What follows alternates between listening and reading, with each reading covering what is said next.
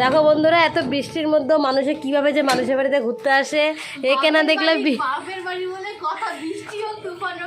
একে না দেখলে বিশ্বাস করা যাবে না, এত বৃষ্টির মধ্যে লজ্জা নাই, তাও মুখ উঠা চলে আসছে মানুষের বাড়ি। দেখো ভিজে কি অবস্থা, যা বাড়ি যা, এত বৃষ্টির মধ্যে যা যা। দেখছো কি লিলজ্জ মেয়ে ছেলে। কি বাপের বাড়ি?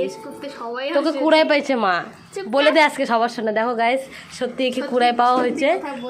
তাও দেখো লিলজ্জর মতো চলে আসছে।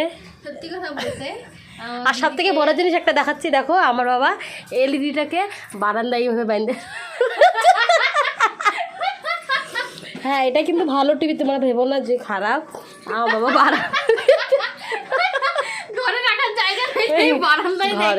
ঘরে রাখা জায়গা নেই, তাই দেখো কি বৃষ্টি।